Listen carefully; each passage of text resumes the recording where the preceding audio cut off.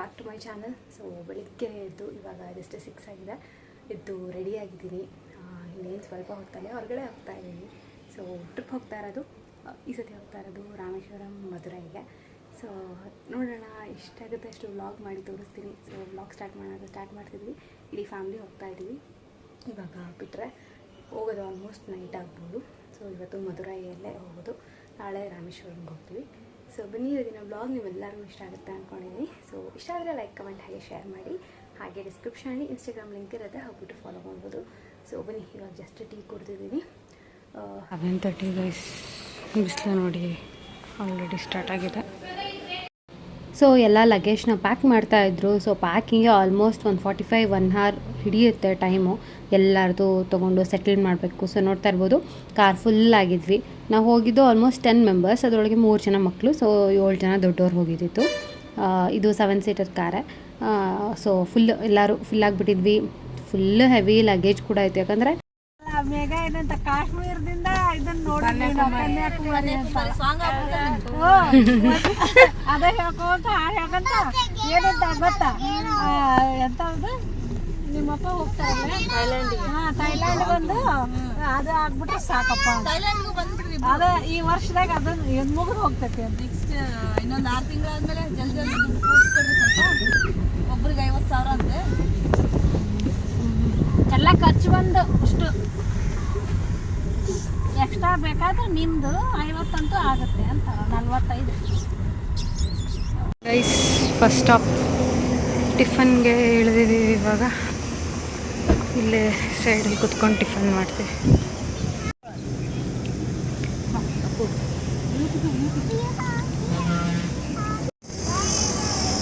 Guys, ಊಟ ಆಯಿತು, tiffin ಆಯಿತು.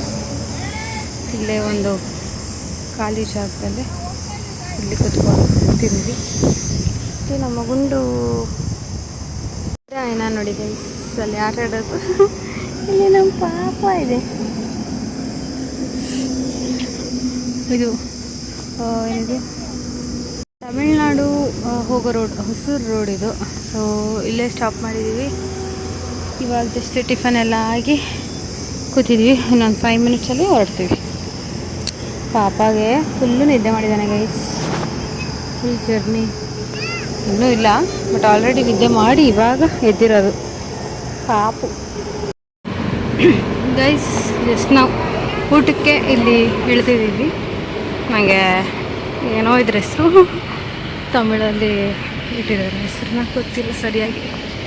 ನಾನು ತೊಗೊಂಡಿದ್ದು ಫ್ರೈಡ್ ರೈಸ್. ಸೊ ನಾವು ರೀಚ್ ಆಗೋಷ್ಟರೊಳಗೆ ಅಲ್ಲಿ ಆಲ್ರೆಡಿ ಮೀಲ್ಸ್ ಎಲ್ಲ ಖಾಲಿಯಾಗಿತ್ತು. ಸೊ ಫ್ರೈಡ್ ರೈಸೇ ತೊಗೊಳ್ಳೋಣ ಅಂತ ತೊಗೊಂಡ್ವಿ. ಬರೀ ಅಲ್ಲಿ ಇನ್ನೂ ಟಿಫನ್ ಐಟಮ್ಸ್ ಮಾತ್ರ ಇದ್ದಿದ್ದು. ಸೊ ಫ್ರೈಡ್ ರೈಸ್ ತೊಗೊಂಡೆ. Guys, this is the restaurant. ಇವಾಗ ಹೋಗ್ತಾ ಇದ್ದೀವಿ. ಒಂದು ಫುಲ್ಲು ಸೆಕೆ ಇದೆ, ನೋಡ್ಬೋದು ನೀವು ಇಲ್ಲಿ. ಇವಾಗ ಬಿಟ್ಟರೆ ಇನ್ನೂ ಒಂದು 2-3 hours ಬೇಕು ಅನಿಸುತ್ತೆ ಹೋಗಿ ರೀಚ್ ಆಗೋಕ್ಕೆ.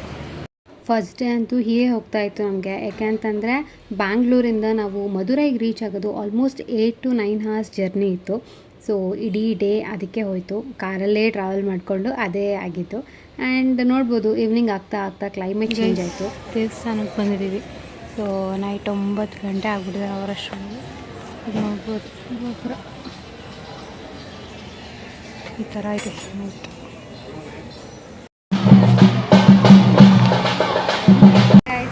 D2 ಇವತ್ತು ಇಲ್ಲೇ ಮಧುರೈಗಿಂತ ಒಂದು ಸ್ವಲ್ಪ ಮುಂದೆ ಉಳ್ಕೊಂಡಿದ್ವಿ. ಇವಾಗ ನೆಕ್ಸ್ಟ್ ರಾಮೇಶ್ವರಂಗೆ ಹೋಗಬೇಕು. ನೆನ್ನೆ full day almost day journey ಕಾರಲ್ಲೇ ಇದ್ದಿದ್ದು. ಸೊ ಅಷ್ಟು ವ್ಲಾಗ್ ಮಾಡಿಲ್ಲ. ಮಧುರೈಯಲ್ಲಿ ಮಾತ್ರ ಟೆಂಪಲ್ ಹತ್ರ ಒಳಗಡೆ ಫೋನ್ ಬಿಡ್ತಿರ್ಲಿಲ್ಲ, ಹೊರಗಡೆ ಮಾತ್ರ ಒಂದು ಸ್ವಲ್ಪ ವ್ಲಾಗ್ ಮಾಡಿದ್ದೆ ಅಷ್ಟೇ. ಸೊ ಇವಾಗ ರೆಡಿಯಾಗಿದ್ದೀವಿ. ಇವಾಗ ಹೊರಡಬೇಕು. ಟೈಮ್ ಬಂದು 8:40 ಆಗಿದೆ. ಸೊ ಹೊರಡೋಷ್ಟೊಳಗೆ 9 o'clock ಆಗುತ್ತೆ. ಇಲ್ಲಿಂದ ಸೀದಾ ರಾಮೇಶ್ವರಂಗೆ ಹೊರಡೋತ್ತಿದೆ. ತೋರಿಸ್ತೀನಿ ಮನೇಲಿ ಹೆಂಗಿದೆ ಅಂತ. ಈ ಕಡೆ ಇಲ್ಲೇ ನಾವಿರೋ ಲಾಡ್ಜ್ ಇದು. ನೈಟ್ 1:30 ನಮ್ಗೆ ಲಾಡ್ಜ್ ಸಿಕ್ಕಿರತ್ತೇನೆ.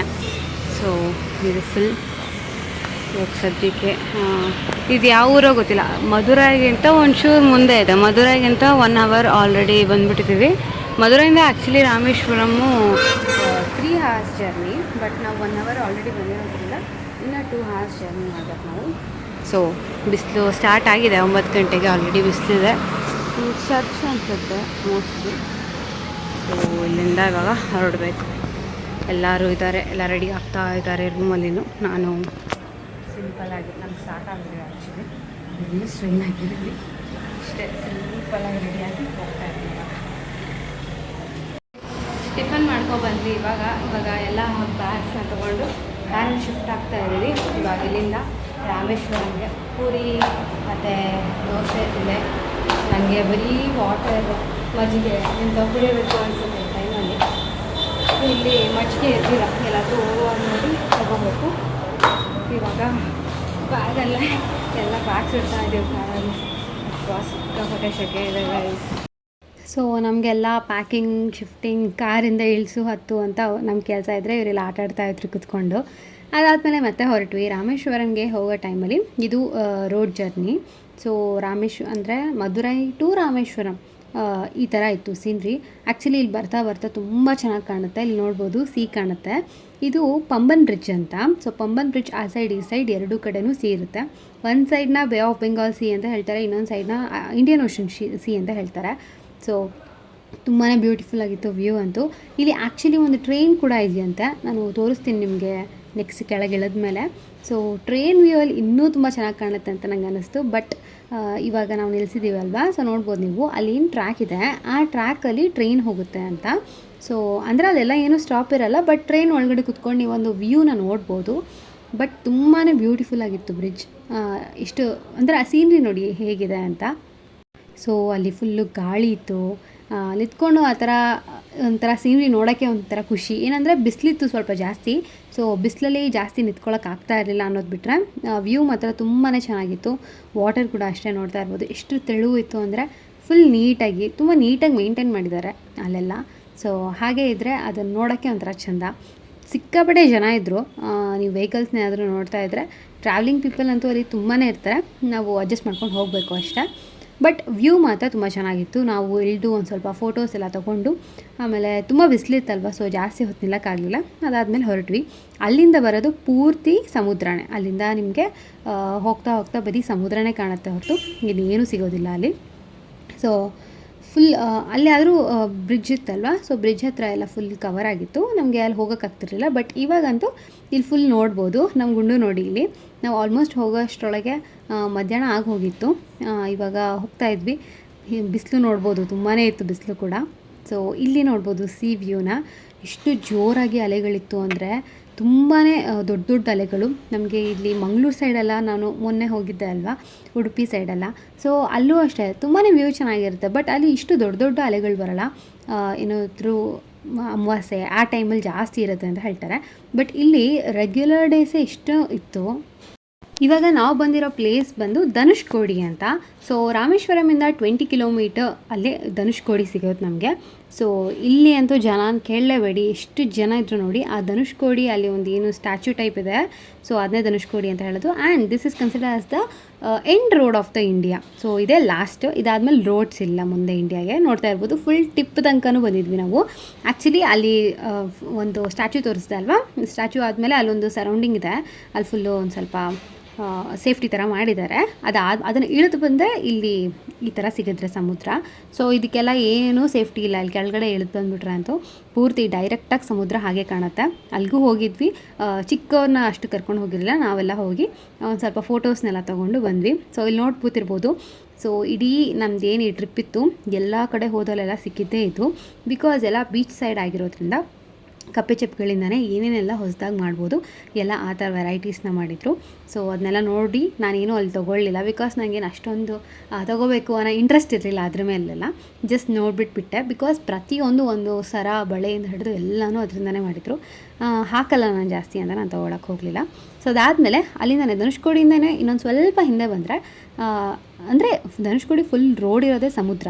ಬಟ್ ನಾವು ಒಂದು ಸ್ವಲ್ಪ ಹಿಂದೆ ಬಂದು ಒಂದು ಸ್ವಲ್ಪ ಆಟ ಆಡೋಣ ಅಂತ ಬಂದ್ವಿ ಇಲ್ಲಿಗೆ.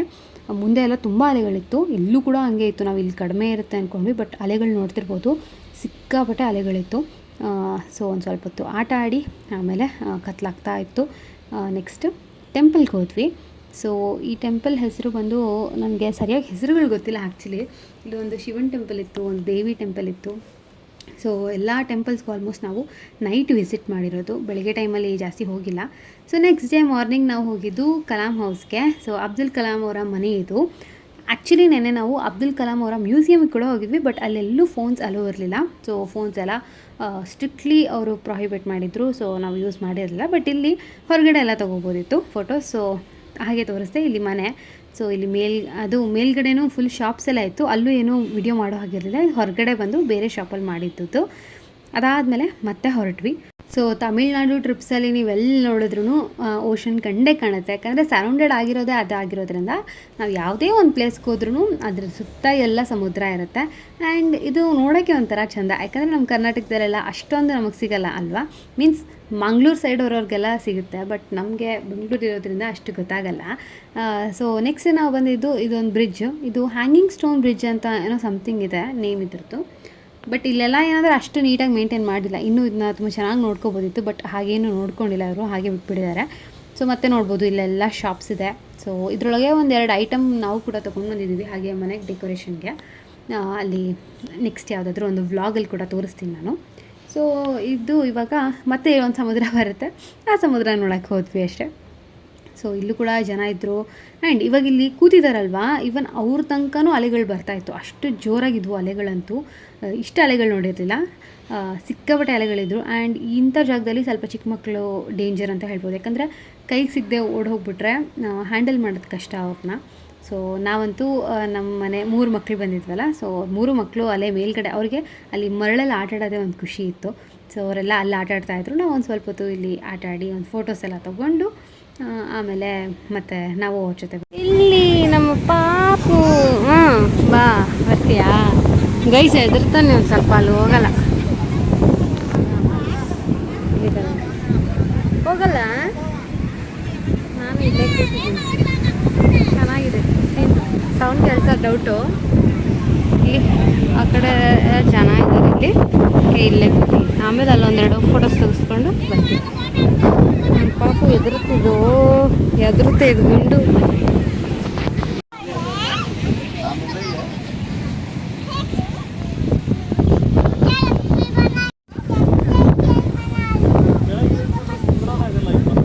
ನೆಕ್ಸ್ಟ್ ಊಟಕ್ಕೆ ಬಂದ್ವಿ. ಸೊ ಇದೆಲ್ಲ ಫಿಶ್ ತುಂಬ ಫೇಮಸ್ ಅಲ್ವಾ. ಸೊ ನಮ್ಗೆ ಯಾವ ಫಿಶ್ ಬೇಕು ಅಂತ ಕೇಳಿದ್ರೆ ಆ ಫಿಶ್ನೆಲ್ಲ ಮಾಡಿಕೊಡ್ತಾರೆ. ಆ್ಯಂಡ್ ಊಟ ಮಾತ್ರ ತುಂಬಾ ಚೆನ್ನಾಗಿತ್ತು. ಸೊ ಊಟ ಎಲ್ಲ ಮುಗಿಸ್ಕೊಂಡು ನೆಕ್ಸ್ಟ್ ಇನ್ನೊಂದು ಪ್ಲೇಸ್ಗೆ ಹೋಗಿದ್ವಿ. ಅಲ್ಲಿ ಸೌಂಡ್ ಕೇಳಿ.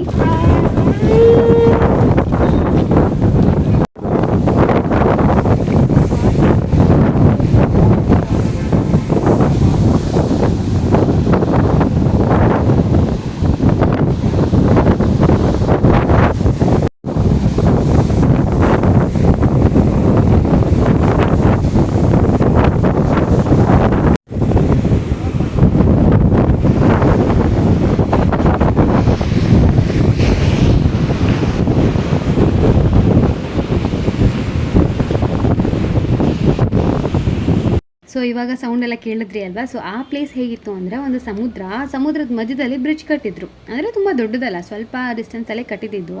ಬಟ್ ಒಂದೇ 1% ಆ ಸಮುದ್ರದ್ದು. ಅಷ್ಟು ಮುಂದೆ ಹೋಗಿ ಬರೋಷ್ಟರೊಳಗೇ ಫುಲ್ಲು ಗಾಳಿ ಮತ್ತು ಅಲೆಗಳ ಸೌಂಡು, ಮೊಬೈಲ್ ಹೋಗುತ್ತೇನೋ ಅನ್ನೋ ಲೆವೆಲಿಗೆ ಗಾಳಿ ಇತ್ತು ಅಲ್ಲಂತೂ. ಸೊ ನಿಜವಾಗ್ಲೂ ಅದೊಂಥರ ಬೇರೆ ಥರನೇ ಎಕ್ಸ್ಪೀರಿಯೆನ್ಸ್ ಇತ್ತು. ಸೊ ಅದನ್ನ ಹಾಗೆ ಹಾಕೋಣ ಅಂತ ಆ ಸೌಂಡ್ ಕೇಳೋಕ್ಕೆ ಹಾಕಿದೆ. ಸಿಕ್ಕಾಪಟ್ಟೆ ಗಾಳಿ ಇರುತ್ತೆ, ನಾವೇ ಇಲ್ಲಿ ಹಾರೋಗ್ತೀವೋ ಅನ್ನೋ ಥರ ಭಯ ಇರುತ್ತೆ. ಸೊ ಅದಾದಮೇಲೆ ನೆಕ್ಸ್ಟ್ ಡೇ ಇದು ನಾವು ಕನ್ಯಾಕುಮಾರಿಗೆ ರೀಚ್ ಆಗಿದ್ವಿ.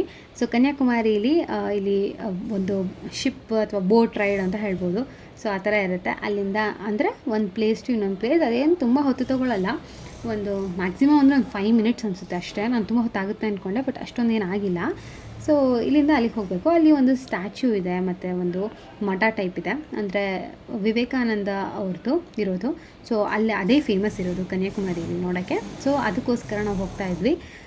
ಇವಾಗ ಇನ್ನೇನು, ನಾನು ತುಂಬ ಹೊತ್ತಾಗುತ್ತೆ ಅಂತ ಅಂದ್ಕೊಂಡೆ, ಬಟ್ ಹಂಗೆ ಆಗಲೇ ಇಲ್ಲ. ಅದು ನಾನು ಇನ್ನೇನು ವೀಡಿಯೋ ಮಾಡಿದ್ದೀನಲ್ವ ಅಷ್ಟೇ ಹೊತ್ತಾಗಿದ್ದು. ಆಲ್ಮೋಸ್ಟ್ ಹೋಗ್ಬಿಟ್ವಿ ನಾವು. ಸೊ ನೋಡ್ಬೋದು ಇವಾಗ ರೀಚ್ ಆಗಿದ್ದೀವಿ ನಾವಿಲ್ಲಿ ಬಂದು. ಸಿಕ್ಕಾಪಟ್ಟೆ ಜನ, ಎಲ್ಲಿ ಹೋದರೂ ಜನ ಇದ್ದರು. ಇಂಥ ಕಡೆ ಜನ ಇಲ್ಲ ಅನ್ನೋ ಥರನೇ ಇಲ್ಲ. ಟೂರಿಸ್ಟ್ ಪ್ಲೇಸ್ ಅಲ್ವಾ, ಆಬ್ವಿಯಸ್ಲಿ ಇರ್ತಾರೆ. ಮತ್ತು ನಾನು ಹೋಗಿದ್ದು ಸ್ವಲ್ಪ ಹಾಲಿಡೇಸ್ ಟೈಮಲ್ಲಿ, ಸೊ ಇನ್ನೂ ಜಾಸ್ತಿನೇ ಜನ ಇದ್ದರು ಅಂತಲೂ ಹೇಳ್ಬೋದು. ಇಲ್ಲಿ ಇವಾಗ ವಿವೇಕಾನಂದ ಸ್ಟ್ಯಾಚ್ಯೂ ಏನಿದೆ ಅದನ್ನು ನೋಡೋಕ್ಕಂತ ಬಂದಿದ್ವಿ. ಇಲ್ಲಿ ಬಂದಮೇಲೆ ಒಂದು ಸ್ವಲ್ಪ ಇಲ್ಲೆಲ್ಲ ಫೋಟೋಸ್ ತೊಗೊಂಡ್ರು. ಇಲ್ಲೂ ಕೂಡ ಅಷ್ಟೇ ಸಮುದ್ರದ ವ್ಯೂನ ನೋಡ್ಬೋದು. ಸೊ ಎಲ್ಲಿ ಹೋದ್ರೂ ಸಮುದ್ರ ಅನ್ನೋದು ಬಿಡಲ್ಲ. ಆ್ಯಂಡ್ ಬೀಚ್ ಲವರ್ಸ್ಗಂತೂ ಇದು ತುಂಬಾ ಖುಷಿ ಕೊಡೋವಂಥ ಪ್ಲೇಸಸ್ ಅಂತ ಹೇಳ್ಬೋದು. ಸೊ ನನಗೂ ಅಷ್ಟೇ, ನಂಗೆ ತುಂಬಾ ಇಷ್ಟ ಆಗಿತ್ತು. ಆ್ಯಂಡ್ ಇದೇ ಸ್ವಾಮಿ ವಿವೇಕಾನಂದ ಅವ್ರದ್ದು ಸ್ಟ್ಯಾಚ್ಯೂ ಜಾಗ. ಇದ್ರ ಒಳಗಡೆ ಹೋದರೆ ಅಲ್ಲೆಲ್ಲ ವಿಡಿಯೋ ಮಾಡೋ ಹಾಗಿರಲಿಲ್ಲ, ಸೊ ಹೊರಗಡೆಯಿಂದ ಮಾಡ್ತಾ ಅಷ್ಟೇ. ನೋಡ್ತಾ ಇರ್ಬೋದು, ಇಲ್ಲಿ 2 ಇದೆ. ಒಂದು ಲ್ಯಾಂಡಿಂದ ಹೊರಗೆ ಬಂದರೆ ಇದೊಂಥರ ಐಲ್ಯಾಂಡ್ ಥರ, ಮಿನಿ ಐಲ್ಯಾಂಡು. ಯಾಕಂದರೆ ಬೇರೆ ಯಾವುದೂ ರೂಟ್ಸ್ ಇಲ್ಲ, ಶಿಪ್ಪಿಂದನೇ ಬರಬೇಕು, ಶಿಪ್ಪಿಂದನೇ ಹೋಗಬೇಕು, ಹಾಗೆ ಇದ್ದಿತ್ತು. ಸೊ ಫಸ್ಟ್ ಆ ವಿವೇಕಾನಂದ ನೋಡಿಕೊಂಡು ಆಮೇಲೆ ಅಲ್ಲೊಂದು ಬ್ರಿಡ್ಜ್ ಇದೆ, ಅದು ಗ್ಲಾಸಿಂದ ಮಾಡಿರೋವಂಥ ಬ್ರಿಡ್ಜು. ಸೊ ಆ ಬ್ರಿಡ್ಜಿಗೆ ಹೋಗಿ ಅಲ್ಲಿಂದ ನಡ್ಕೊಂಡು ಹೋದರೆ ಇನ್ನೊಂದು ಸ್ಟ್ಯಾಚ್ಯೂ ಕನೆಕ್ಟ್ ಆಗುತ್ತೆ, ಅದು ಆ ಥರ ಮಾಡಿದ್ದಾರೆ.